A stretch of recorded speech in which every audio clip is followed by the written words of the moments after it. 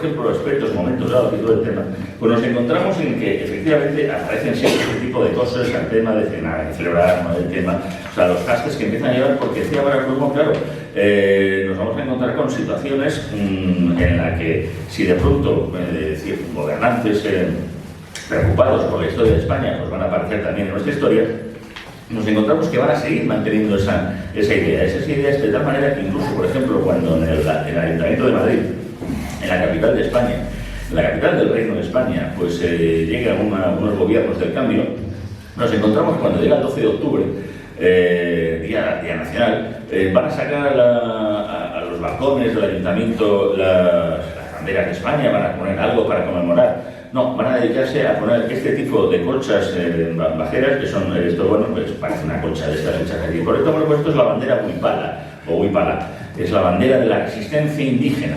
Ah, qué bonito, ¿y esto qué historia tiene? Pues esto es la bandera que los aymara tenían contra la resistencia indígena, ya digo, pero los aymaras luchaban ¿contra quién? Contra los incas, no contra los españoles, no. Y entonces, ¿qué historia tenemos con esto? O sea, pero ahora la resistencia indígena, pues vamos a hacer hincapié en la tontería entonces, porque claro, si estaban contra los incas no tendrían que ver nada con nosotros. Da igual, en un momento dado la hacen suya todo el tema y ahí van todos, y incluso vemos al que fuera vicepresidente del gobierno con una mascarilla con una bandera huipala, porque eso es la resistencia indígena. La resistencia indígena que nos lleva, pues efectivamente, a intentar entender cómo el señor AMLO, o sea, el presidente de México, pues está exigiendo perdón por esa conquista de España de lo que es México, porque México ya estaba el Distrito Federal, todo el tema ya estaba, México ya estaba conformado, fue una conquista, o sea, llegamos ahí, eso fue el desembarco de Normandía y la llegada de las 11 bergantines de Cortés, lo mismo parecido, o sea, llegamos a un país que ya estaba... Pero acá, esta tontería, que no hay que insistir mucho en ella, sería tan absurda, y además lo voy a poner en ejemplo como que estos 2 años que fueron la conquista, 1519-1521 con Cortés, pues fue un aspecto muy interesante. Ahí, por supuesto, fue una conquista, y si la fue, por supuesto que fue conquista, y fue a sangre y fuego, por supuesto, claro que fue a sangre y fuego. Las conquistas que se hacen, o sea, con piruletas y tal, con el país de la gominola, repartiendo flores, no. O sea, cuando de pronto llegas, y además es curioso cuando vas a Cataluña, porque vas ahí a Barcelona y vas al Museo de Historia Nacional y entonces ves los carteles y dices Escipión invade Cataluña en el 200, y yo, coño, y invade Cataluña, ya está, que estaban ahí los Ilergetes ya con la barretina, o sea, era una cosa ya, bueno, pues invade ya Cataluña directamente, bueno, pues la invade, y claro, la invade, pues coño, pues hacen las invasiones, pues matándose entre ellos y tal, pues lo que hay, o sea, destrozando pues lo que iba a ser luego Pompeyo, cortando manos y tal, o sea, las Astures, los cantabrones, o sea, lo de cantabrones era la parte que no se leían ustedes, pero vamos, es que al final, con ese tipo de cosas, pues hace que en ese momento de la conquista, pues se hagan alianzas, y una de las alianzas que fue con Tlaxcala. Tlaxcala fue Juzgo, es la primera que toma vasallaje y tal, y entonces, ¿qué ocurre también con la historia? Pues que al final, ya que, como estamos diciendo, AMLO nos pide que pida España, que no existe, perdón por la conquista de México, que existía, pues digo yo que México pedirá perdón a Filipinas por la conquista mexicana de las Filipinas. No es que me haya dado la debida, bueno, sí, esta mañana ha sido un poco tonto, pero bueno, o sea, ahora estoy con algo. Ya que, para los que no lo sepan, os lo recuerdo, cuando Legazpi conquista lo que luego se llaman las Filipinas, lo hace con soldados no hispanos de Tlaxcala, esto es, mexicanos, que conquistan las Filipinas, lo entendías como tal, con lo cual, por tanto, México tendrá que pedir perdón por esa conquista. Todo esto nos lleva a unos absurdos que al final el populismo tan de moda y tan absurdo, pero bueno, está hablando eso, de esta invasión saqueada. El otro día además me vino un peruano diciendo, es que claro, a mí me han explicado una cosa, que a mí me han explicado que esquilmamos el Perú, ¿no? Todas las minas del Potosí. Yo digo, bueno, a nosotros nos pasó lo mismo con las médulas de León, pero no estamos dando la coña delante de la embajada de Italia todos los días, pero bueno. El único problema es que diciendo, pero ¿sabe usted la cantidad de plata que sacamos los españoles de lo que era también esa parte de España porque claro, se sacaron y de paso, por cierto, se invirtieron, se reinvirtieron, porque claro, hay unos que hablamos ahí de crear hospitales, imprenta, las mayorías de la UNESCO que estaban ahí, pues hombre, no salen ahí efectivamente mediante crowdfunding, no, pues salía de esa plata que se había pagado. Pero es que además, para colmo, si uno hace los cálculos, porque además como nosotros anotábamos todos, es que somos un pesado, o sea, somos un Estado ya de tipo administrativo y burocrático desde Felipe II, pues la cantidad de plata sacada por el virreinato, por España y por la corona, por decirlo así, de la monarquía hispánica, es igual a los 5 últimos años de extracción que ha hecho el propio Perú de las minas. O sea, lo mismo no hemos saqueado tanto, lo mismo a lo mejor es que se esquilma, que es el tema, no, si es que además era un aspecto de que, digo, que es intentar hacer presentismo con aspectos que nada tienen que ver, es un poco jugar diciendo soy un pésimo gobernante y tengo que buscar un enemigo externo que además para colmo hace pues un siglo pues era considerado la madre patria. Era considerado tal que incluso todo el concepto de esto del Día de la Raza, el Día de la Hispanidad, surge en Hispanoamérica. Surge en una Hispanoamérica que ahora mismo se acaba de terminar creyendo las mentiras precisamente imperialistas de Francia, que intenta llegar ahí y llega para hacer ¿qué? Para plantar ahí un imperio en la zona y entonces, por tanto, como lo de Hispanoamérica no le cuadraba y Iberoamérica tampoco, pues se inventa lo de Latinoamérica. ¿Por qué? Porque nosotros somos latinos y aquí hay que decir que esto es Latinoamérica. Y ese galicismo absurdo, bueno, pues la gente se lo ha creído y con eso se cree que incluso es mucho más, no sé, capaz de ir diciendo que no tiene que ver nada. Bueno, pues en la época, efectivamente, y tras además, pues todo lo que causó ya tras el secessionismo y las guerras de secesión que se dice en América, pues hay un movimiento ya a finales del siglo XIX y principios del siglo XX que es crear esa hispanidad. De hecho, la bandera de la hispanidad la crea un militar uruguayo, que son 3 velas, esas 3 cruces que recuerdan las velas de Colón, con el sol incaico. Se empieza incluso a hablar del Día de la Raza y todo el tema en aquella época. O incluso, por ejemplo, a ver, perdón, si lo tenéis que tener preparado, porque no sé de memoria, pero es que esto yo sé que les va a gustar. Yo creo que seré capaz de encontrarlo. Es que ya que me tengo aquí me cito a mano, que es lo que tengo más a mano. Y entonces empiezan a establecer estas cosas que últimamente, claro, pues, se tildan habitualmente de franquistas. Franco, ahora hablaremos un poco de él, sí, Franco Chupito, o sea, no hay más remedio que sacar un poco a colación el que está en el leitmotiv últimamente de toda nuestra historia, ¿no? Sabemos que Franco es un señor que empezó de cabo con Arga Antonio y entonces empezó a lo largo de toda nuestra historia a ir manteniendo pues una especie de relaciones con todos nosotros, con lo cual no podemos entender la historia de España sin Franco, permanente, estando ahí, ya lo veremos. Bueno, pues en un momento voy a leer una cosa que se escribió diciendo: el próximo día 12 de octubre, fiesta de la raza española, no ha de pasar desapercibido por nuestro pueblo. Nuestras inquietudes espirituales manifiéstanse cada día con mayor fuerza. Esto mola, esto pone, o sea, esto es una cosa bien franquista, claro, pero esto está escrito y publicado en la Gaceta de la República en el número 214 de 1 de octubre de 1938, firmado por un tal Manuel Azaña. Que es verdad que como nombrado director de la Academia de Infantería de Zaragoza, no puedo algo de franquista debería ser. Azaña y Franco pues se llevarían bien, no lo sé. O sea, es el señor Azaña el que habla del Día de la Raza en el año 38 y no pasa nada. No, todas las cosas porque no había la nimez que tenemos de la posmoizquierda Hugo que ha aparecido ahora y que acaba de descubrir la historia como quien descubre pues un botijo. O sea, no sé, cuando de pronto acaba de decir diciendo, claro, es que esos símbolos que están ahí son franquistas, o sea, esto es como decirlo, que hay símbolos nazis ahora mismo ¿acaso en Alemania? Bueno, pues según incluso el otro día que ocurrió en las redes sociales, el pobre, yo les recomiendo, si tienen hijos y todo el tema, un canal de YouTube que se llama Academia Play. Academia Play es un canal magnífico sobre temas de historia. Entonces, en ese canal, pues pusieron un artículo sobre una curiosidad. Entonces, ¿saben ustedes que el origen, algo así como, pese a lo que a lo mejor más o menos podemos entender, la Cruz de Hierro no es un símbolo nazi. Bueno, por supuesto le cayó la mundial diciendo blanqueamiento de nazis, ¿cómo se puede hablar de esto? Pues claro que lo llevaban los nazis, y también un casco, coño, y no se ha dejado de llevar por parte de los ejércitos. O sea, pues que la cruz de hierro, o sea, que tiene unos cuantos siglos y además sigue siendo utilizada hoy en día, no solamente por el ejército alemán, sino que para colmo sigue siendo una condecoración propia. Claro, pero es que si la utilizaron los nazis, es nazi. Y por tanto, como vemos aquí si vemos el águila de Patmos, águila franquista, donde la veas, para colmo con el yugo y las flechas de las Juntas Ofensiva Nacional Sindicalista, pues claro, evidentemente esos son símbolos franquistas. Esto nos puede parecer una chorrada, pero es que se han ido quitando, en muchos sitios han intentado incluso pedir por parte de ayuntamientos estudios acerca de qué tipo de si era o no, de que estos símbolos eran o no franquistas.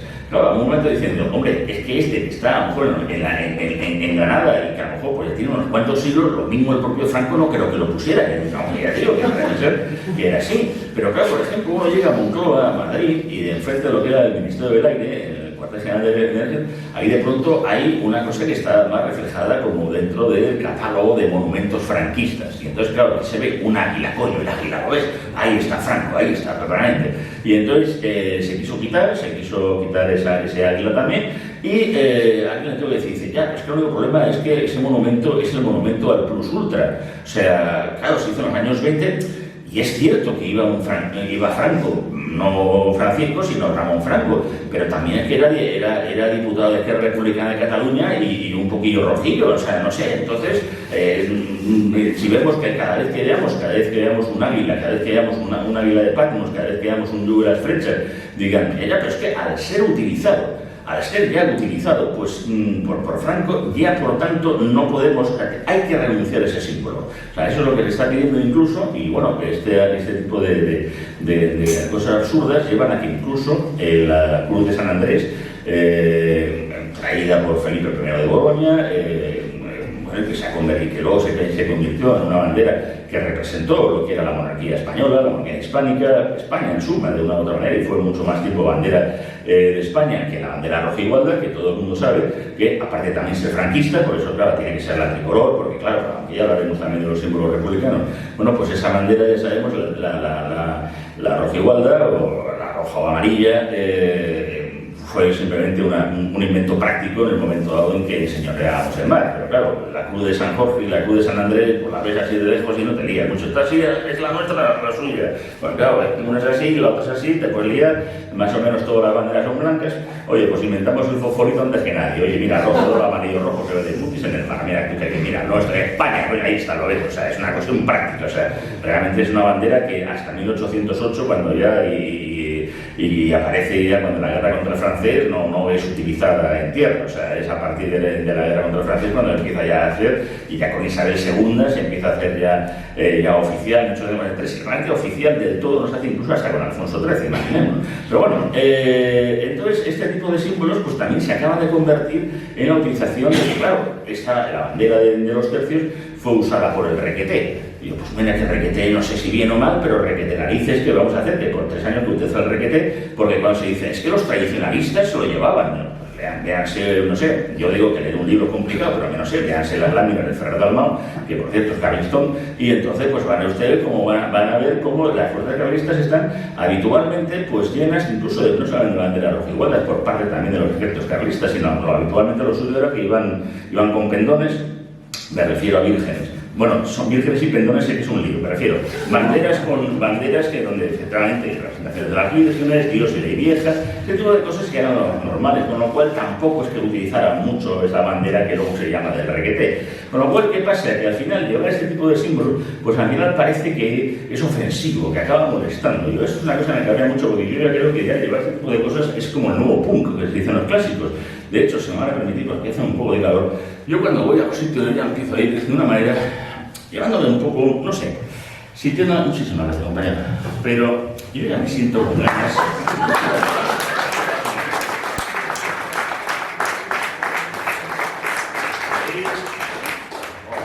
Mucho mejor, ¿verdad? O sea, la camiseta es en 3D, no es es especial, no les crean ustedes otra cosa porque hay puesto la voz del señoreto del tema que no está bien de la verdad que estoy así.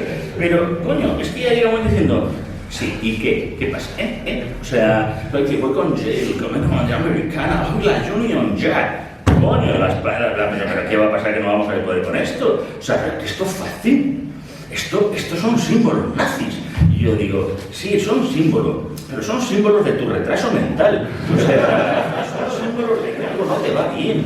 O sea, son muchos símbolos que claramente, vamos, nos indicarán que, por ejemplo, según tu manera de pensar, tú llegarías y les dirías a la República Francesa, un nido de peligrosos fascistas, que retiren, por supuesto, el escudo de la República Francesa. ¿Por qué? Porque si uno va y googlea a ver cómo es el escudo de República Francesa, que así de primera no, claro, como no está en la banderica, o sea, pues de pronto lo vemos diciendo, ¿esto dónde lo he visto yo? Pues uno pone escudo República Italia fascismo y aparece, es idéntico, el escudo de la República Francesa, son unas fasces, las mismas que utiliza Mussolini, las mismas que utiliza para dar nombre, como saben, a su movimiento fascista, que son esos elementos que llevaban los lictores, los guardianes de los magistrados del Senado, que significa además cosas como la ley y el orden, que para eso lo lleva la Benemerita, que también es uno fascista, porque también la Guardia Civil lleva desde el Duque de Ahumada, por cierto, heredero de Moctezuma. ¿Por qué? Porque somos tan genocidas que la gente sigue viviendo después. O sea, genocidiamos mal. Ese es el gran problema de España, que genocidiamos, pero la gente sigue viviendo. Entonces es una cosa rarísima. Y por eso va un señor que yo, como Evo Morales o como el de sombrero luminoso, el tío este, que es pequeñito, pero con el sombrero parece mucho más grande. O sea, y entonces dice, es que lo han matado usted a todo. Y yo digo, pues a usted no. O sea, está claro que por la línea de su familia les hemos dejado todos. Coño, si es que somos realmente un desastre haciendo genocidio.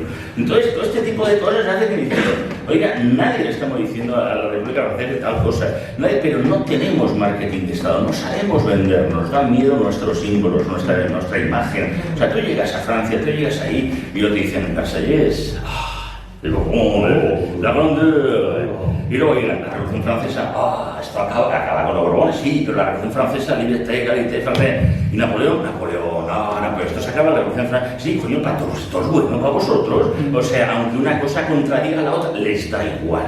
O sea, y llega, por ejemplo, un bicentenario y de pronto se pone a hablar el presidente de la República Francesa acerca de la importancia de un personaje que, bueno, pues puede ser controvertido. Este personaje, en fin, es un militar que empieza a hacer carrera en África, empieza ahí a tener una serie de éxitos militares, luego acaba dando un golpe de Estado, se proclama dictador.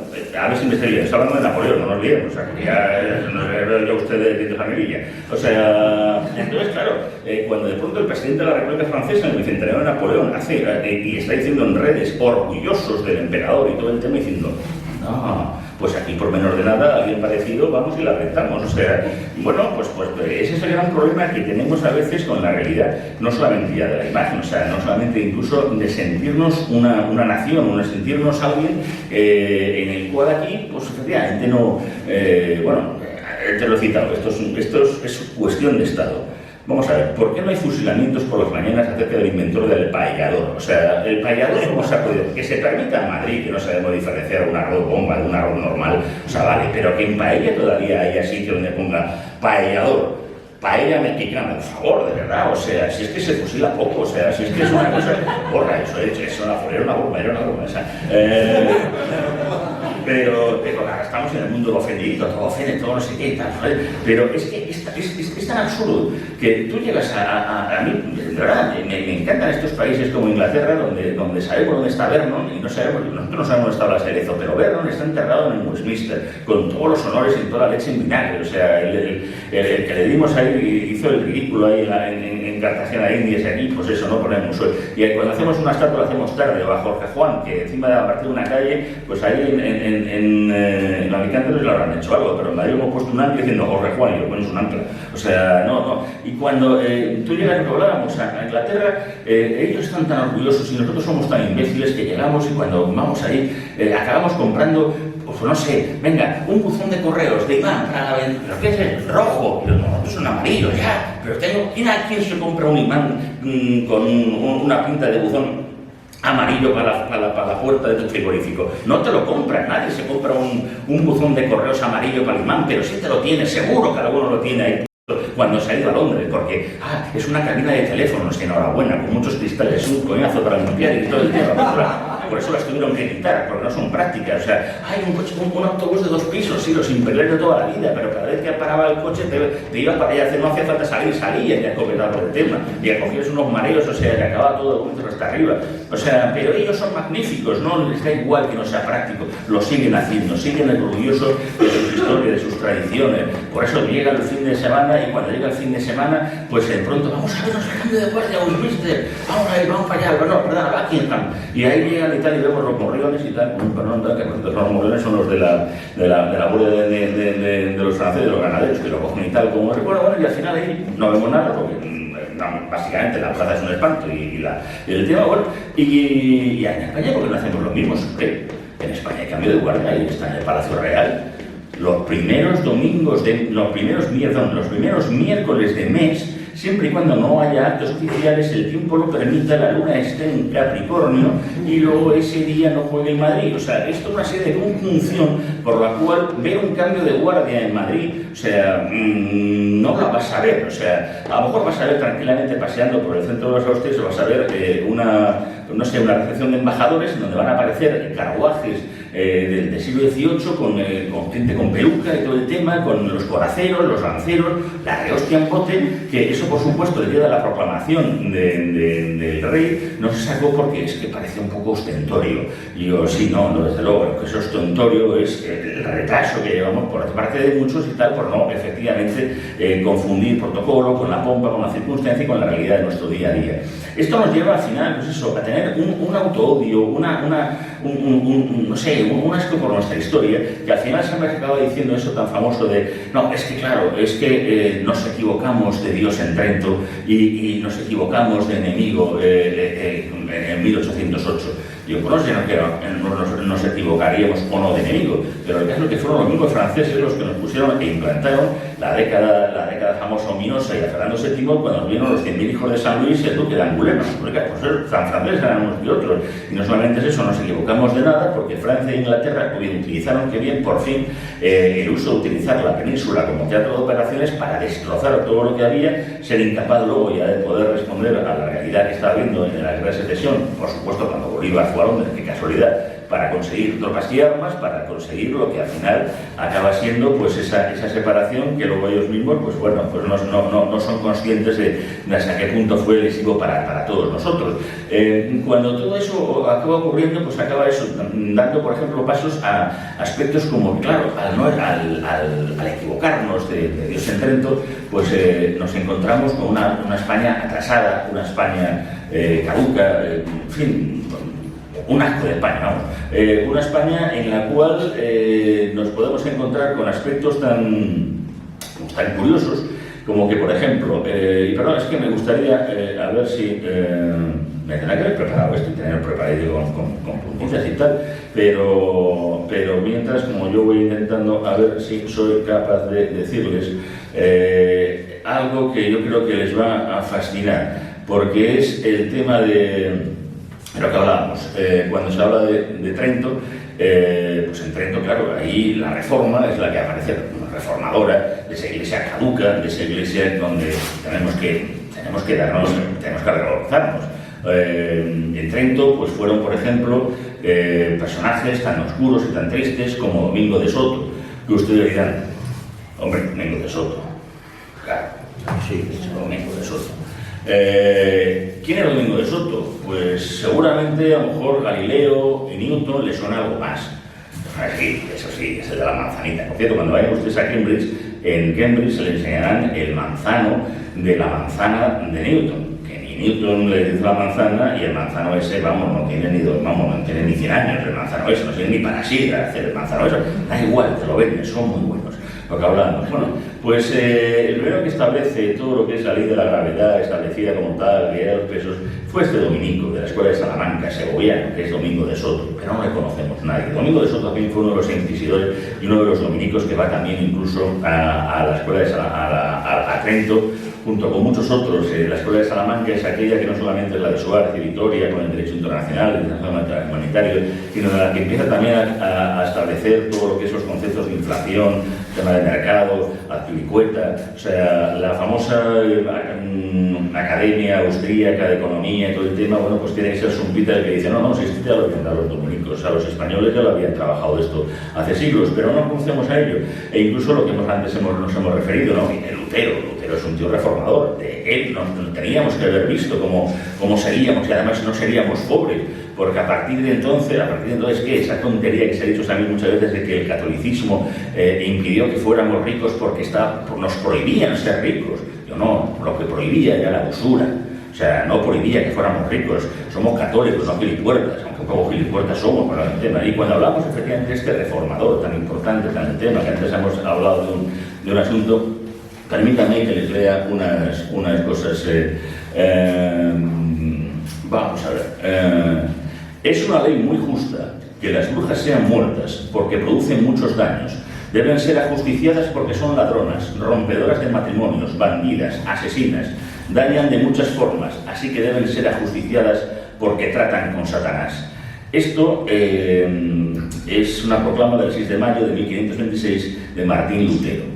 Esto lo firma Torquemada, vamos a ver, y no tenemos país para salir. Cuando de pronto aparece la Inquisición española, por ejemplo, aparecen películas como esta que vemos aquí, de La loca historia del mundo de Mel Gibson, en donde se ve que está Torquemada ahí con una serie de monjas jugando el tema, matando judíos, haciendo el tema, o sea, cuando la realidad, insisto, es que un señor como Lutero decía este tipo de cosas, hacía este tipo de cosas, y toda la imagen que se tenía de lo que era la Inquisición española nos lleva pues a aberraciones tales que son maravillosos todos estos tipos de museos de la Inquisición y del terror, en donde incluso podemos encontrar algo, un momento que está, esto es un desastre como lo tengo yo puesto, pero es que quiero enseñarles en este museo de, ahí está Felipe II de la Barrera, bueno, esto es otra de las banderas oficiales, ya digo, de Upala en un ayuntamiento.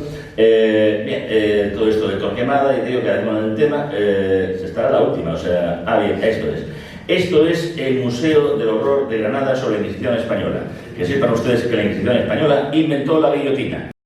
No solamente ya utilizáramos el proto, la cultura, sino que también ahí tenemos un hermano nazareno de la cofradía de la Santa Inquisición matando a herejes, al parecer, a guillotinazos. O sea, bueno, pues ahí está. O sea, estamos todos locos y nos hemos quedado tan tranquilos, ¿no? O sea, esta realidad que hace que sigamos además eso creyéndonos todos los aspectos que yo entiendo que cuando se dice incluso, dice, hombre, el cine ha hecho mucho daño, las cosas y tal, y yo digo, hombre, sí, ahora mismo aquí en Blanchett le hemos dado un Goya, pues, siendo una de las que ha hecho una de las mejores representaciones legendarias contra España, que es la película Elisa, de la Edad de Oro. Ahí se ve a Kate Blanchett como Isabel, la reina virgen, perdón, la reina Isabel, vestida ahí de armadura brillante, parece Galadriel de los Señores de los Anillos, y en un momento dado, o sea, ¿quién era el que hacía la contraparte vamos a ir, porque es que está aquí, es magnífico.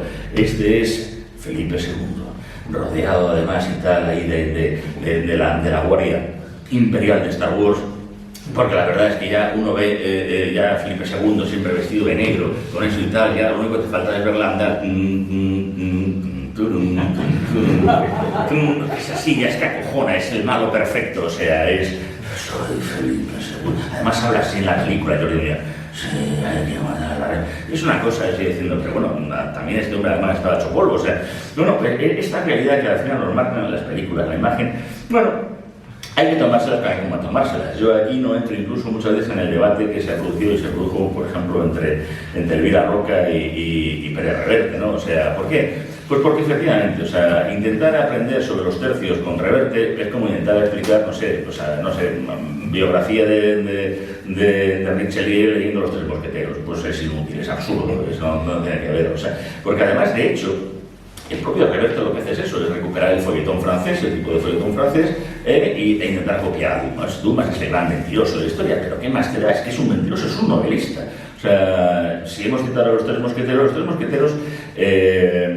pues es una de las historias más curiosas en las cuales, ya sabemos que los Tres Mosqueteros son los protagonistas y se dedican a que la reina, que es un poquillo casquivana, pese a que sea española, ya ves tú, no podemos estar, bueno, se lía con el enemigo, que es el inglés, y entonces, ¿qué hacen estos mosqueteros que están al servicio del rey? Bueno, pues traicionan a su rey bajo esa majestad para intentar defender el adulterio de su reina, intentar además que no lo sepa el primer ministro, que lo sepa, que es Richelieu, y el gran patriota de Agatha, que acaba quedando, o sea, como el malo malísimo de toda la película. Esto es una locura, sí, pero ¿qué más da? La historia es preciosa, es muy bonito, o sea, ahí aparece Richelieu, ahí están los D'Artagnan y los Tres Mosqueteros, pero me da igual, si es que se ha hecho, disfrutas, o sea, pero nadie, o sea, es absurdo intentar saber sobre Richelieu leyéndose a Dumas. ¿Por qué queremos saber sobre los tercios leyendo a la triste? Disfruta con la triste, olvídate de si Bocanegra es muy malo, es muy tal. Pues sí, Felipe IV aparece como un memo, pues aparece como un memo, pero ya lo sabemos, o sea, pero es ficción, o sea, que podría ser mejor o peor, vale, pero hay que llegar a ello, o sea, si uno quiere saber sobre los tercios, pues léete a Julio Albi, léete a Fernando Martínez Laínez, o sea, hay libros maravillosos sobre los tercios en los que uno tema, y también a veces pecamos a veces de sobrepasarnos en nuestro propio intento por querer conocer más o menos sobre un aspecto que, mira, sobre Felipe II ahora mismo ya se empiezan a hacer también grandes libros. Yo recomiendo el de Enrique Martínez Ruiz, que está publicado por La Esfera, que es un auténtico estudio sobre Felipe II. Un Felipe II que sí, que vemos siempre vestido de negro. Claro, aquí por supuesto tiene que estar con un rosario y todo el tema, porque se no haga un rosario como si le clavo, porque claro, era un tío muy beato, era un tío que era muy a pilas. Yo digo, ya, pero como todos los reinos y reyes de la época, cuando Enrique IV, pues ya sabemos, toma París, dice que París viene a una misa y pararse con el tema. Hay un cuadro que seguramente, vamos a ver, lo tenemos aquí. Recordarán ustedes el episodio de la Armada Invencible. La Armada Invencible, bueno, pues volvemos al tema muchas veces para entender las cosas, y esto es una cuestión también de propaganda, de fake news, sí, en cierta medida. Si ustedes han visto a lo mejor la película Dunkerque, que no es muy reciente, con esa habrán ustedes ya también sacado la conclusión clara. Los aliados perdieron la guerra, Hitler ganó la Segunda Guerra Mundial. Esa memez es la misma, quiere decir que como la batalla de Gravelinas se perdió, que por cierto, en combate, 2 barcos nada más, pues evidentemente, claro, esa guerra se perdió la batalla de Gravelinas. O sea, nadie recuerda la contraarmada, la que se le dio a Drake en La Coruña, la que luego le recibió luego en Lisboa. O sea, nadie recuerda el Tratado de Londres de 1604 por la cual se firma la paz y en la cual evidentemente se gana esa guerra. Pero la propaganda es la que es. En un momento dado incluso vemos cómo en ese cuadro se llama el retrato de la Armada. Vemos a la reina Isabel y entonces a su derecha vemos que están los barcos españoles avanzando de esa manera, y luego al otro lado están bajo la tormenta famosa que les hizo zozobrar. En aquel momento dado la reina Isabel pues dijo aquello de Dios estaba con nosotros, o sea, el Meapilas es Felipe II, pero la que invoca a Dios como victoriosa es la reina Isabel. Por cierto, ya vemos que además en ese momento dado se produjo el cambio climático de 1588, ya que era agosto. Pero como para nada más parece ser que, uy, qué tiempo más raro, eso es el cambio climático. Pues en agosto de 1588 se estaba acordando, o sea, todos los que estaban embarcados ahí en la Armada, diciendo, coño, pues tenía que hacer bueno para ser agosto. Pues no hacía bueno para ser agosto. O sea, porque el tiempo cambia cuando cambia. O sea, pero bueno, si lo queremos también todos plantear esas cosas, pues vamos así. Y luego además, en este retrato, para colmo, hay otra de las fake news también, por ejemplo, que son tan buenas y que además incluso hemos tenido protagonistas patrios hace poco.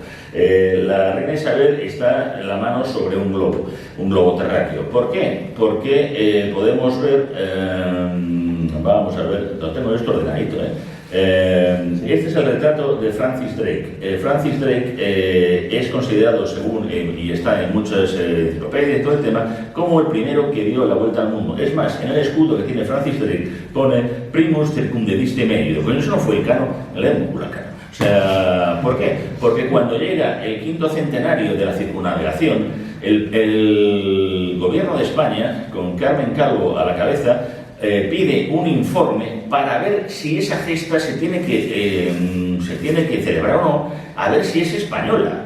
Y yo, pues hombre, no va a ser de Nueva Zelanda. Bueno, pues se lo encarga a un señor, va en contra, o sea, a un historiador de parte, hace un informe que contraviene el propio de la Academia de la Historia, y entonces, como mucho, llega al acuerdo de que, bueno, de primeras llega al acuerdo este señor que no hace falta celebrarse, ya que, lo habrán adivinado, España no existía. Entonces, como España no existía, no puede ser una gesta española. Ah, claro, siendo así, claro, es verdad, es verdad. Entonces, diciendo, bueno, va, pero es que los portugueses acaban de pedir esto como fiesta oficial por parte de la UNESCO. Qué pesados estos portugueses. Bueno, venga, pues hacemos una cosa conjunta. ¡Qué bien! Una cosa conjunta. ¿De qué? Si los portugueses estuvieron todo el rato intentando acabar con el cano. Si cuando les pilla, cuando llegan a Costa Verde diciendo, bueno, vamos a pagar, ¿con qué pagamos? No, porque hemos venido a América y no tenemos el sueldo. Bueno, ¿por qué nos dais un poquito de clavo? Hay clavo en América, coño, clavo, he dicho clavo, no sé, era lo que había. Hay que tener que ir corriendo, que llegan con la victoria como puede. O sea, pero da igual, ahora aparece la magnífica película Uncharted. ¿Y qué ves en el tráiler de Uncharted con Tom Holland? Pues diciendo, mira, este es el mapa con el cual Magallanes quiso dar la vuelta al mundo. No, Magallanes no quiso dar la vuelta al mundo. O sea, y ves en el condensador de flujo, en la 2 de televisión española, diciendo, claro, es que como Magallanes no pudo terminar de dar la vuelta al mundo, la dio el Cano. No, fue el Cano el que toma la decisión. Magallanes no quería ir a dar la vuelta al mundo, quería ir allí, quería ir a Filipinas, coger clavo, especias, se muere ahí porque le dan matarile en Mactán, pero no quiere dar la puta vuelta al mundo. O sea, es el Cano, pero ¿por qué nadie le quiere llamar a el Cano? No tenemos un gran problema. O sea, y entonces hasta Stephen Zweig, que es un santo varón, hace una biografía sobre Magallanes, y entonces no hemos hecho ni siquiera, la Armada Española es la que ha dicho diciendo, pues no quiero que sea el Cano, pues yo tengo un barco que se llama el Cano, pues yo voy a dar la vuelta al mundo. Joder, gracias a la Armada Española que ha seguido y diciendo, voy a dar la vuelta al mundo, y la llamo el Cano, y como con el Cano se joroba de la señora Carmen Calvo. Pero es que estamos locos, de verdad, es que tenemos un auténtico problema. O sea, y ya digo que a mí me encanta, me fascina, porque me han hecho libros gratis entre unos y otros, claro, y no, hombre, si yo me limito simplemente a hacer copy-paste de las burradas que dice la gente, luego lo pongo referencial, y luego dice, si quieren ustedes leer, lean más de estas cosas, porque claro, o me lo tomo a cachondeo, me lo tomo del tema, o no tengo armas suficiente para intentar ni para el corazón de 40 por la mañana con los creepies. O sea, ya llega un momento en que no es una realidad que estemos viviendo, es que es un día a día de estar luchando contra una cosa, contra otra, contra aspectos que nos lleva efectivamente incluso hasta caer, porque a lo mejor nos caen mejor unos que otros, me estoy refiriendo en nuestra propia historia, a errores incluso, yo he discutido muchas veces, por dos aspectos. Por un lado, por ir por orden, Marcelo Gullo con su libro Madre Patria y todo el tema está muy bien, y yo además con Marcelo ya hemos coincidido en cosas, pero vaya cuando se pone diciendo, es que fuimos ahí a parar un genocidio. No, coño, que no íbamos con cascos azules, o sea, hola, somos los conquistadores azules, venimos aquí a parar un genocidio. No, vamos ahí a conocer lo que hicimos. Y luego es verdad que lo que hay que estar orgulloso es de las leyes de Burgos, de las leyes de India, de que cuando, por ejemplo, hasta no sé, si hablamos de temas de mestizaje, pues oye, ya los decretos de Fernando el Católico, no solamente de Fernando la Católica, sino de Fernando en 1504, permitiendo los matrimonios interraciales, o sea, hacen, no sé, aspectos que eso lleva y que se va y que sigue consolidándose hasta que incluso hasta Carlos II, el mal llamado hechizado, pobrecito mío, o sea, establece incluso la ciudadanía a todos los negros que oigan de la zona de Virginia, y ahí están fuertemente luchando con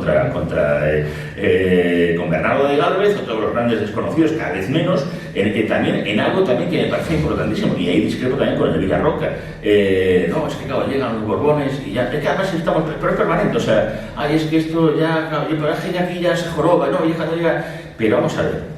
Cuando están los Borbones, los podrán gastar cada vez mejor los Austrias, que no voy a dar más, empiezan a los Austrias menores, a un Felipe III y un Felipe IV y un Carlos II, donde además con Felipe III se produjo lo que llama la Pax Hispánica, es lo más parecido que hubo después de la Pax Romana. Con Felipe IV se llamaba el Rey Planete, con Carlos II efectivamente tenemos uno de los mejores válidos que hay, cosa que tanto el de Lerma como el de Olivares eran también para cuando era parte de cuando eran los Borbones. Ellos intentan también mantener esa realidad, es el imperio más invasivo, y de hecho la mayor extensión que se produce es con Carlos III. Curiosamente, es que estamos hablando de que en aquel momento dado el Imperio Español va desde Nootka, desde Alaska hasta Tierra de Fuego, que en todo el océano, el Pacífico, seguía siendo el lago español, que lo seguía siendo desde el siglo XVI, hasta que los ingleses no toman La Habana y Manila y nos roban los mapas de marear. James Cook no sabía ir, vamos, más que a lo que podía ir costeando, o sea, y a ver cómo vuelvo que no sé pillar el tornaviaje. O sea, y es en ese momento cuando además empiezan ya, gracias a las cartas de Medalla Española, a ir diciendo, y yo esto además le nombro como yo, oiga, esto ya estaba nombrado, me da igual. Si Gabriel de Castilla ya había llegado a la Antártida, que no me cuento usted películas. Y se van olvidando todo ese tema porque incluso los ingleses, y en este aspecto de que hablábamos, que son tan magníficos que ellos les ves es curioso, que además incluso hay un ranking de países o de imperios más extensos, ¿no? España no está ni en el podio. ¿Por qué? No coge el primero sin inglés. ¿Por qué? Porque claro, cogen Canadá y dicen todo esto es nuestro. Pero son 5 árboles y hay 2 cebollas y todo el tema. Todo. Australia, todo esto. Pero si nada más están por la todo nuestro.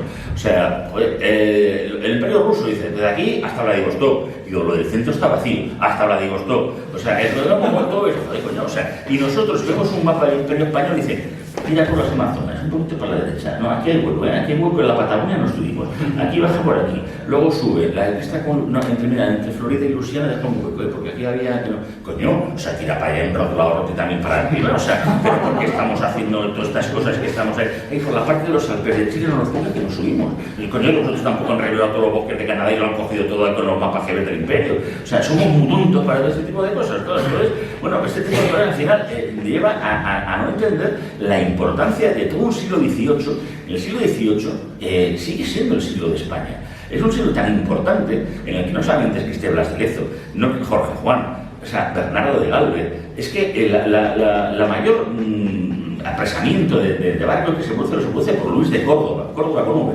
O sea, un tío se coge todo un convoy inglés y los apresamientos que hacen los piratas o todo el tema en 3 siglos y medio nada más, no sé, son pues, a veces 2, 3 flotas de indias, pero no se pilla, o sea, no hay, o sea, claro, las películas de piratas parece que están todo el rato, los piratas los que están esperando a ver si hay alguno se medio duerme, se queda ahí fuera, nada más, o sea, pero en modo alguno pueden hacer, claro, tú ves a Rolf Flynn, tú ves a Rob Taylor, todas estas cosas y tal, pues parece que los españoles estamos como atontados, perdiendo una cosa y otra, y no es así, pero claro, llega incluso, y eso sí que estoy de acuerdo con Elvira Roca, el momento dado de la Ilustración, y en ese momento de la Ilustración, pues nos encontramos con que aparece, pues nada más y nada menos que la enciclopedia francesa, la Ilustración, esos aspectos tan importantes en los que se van marcando lo que es la realidad de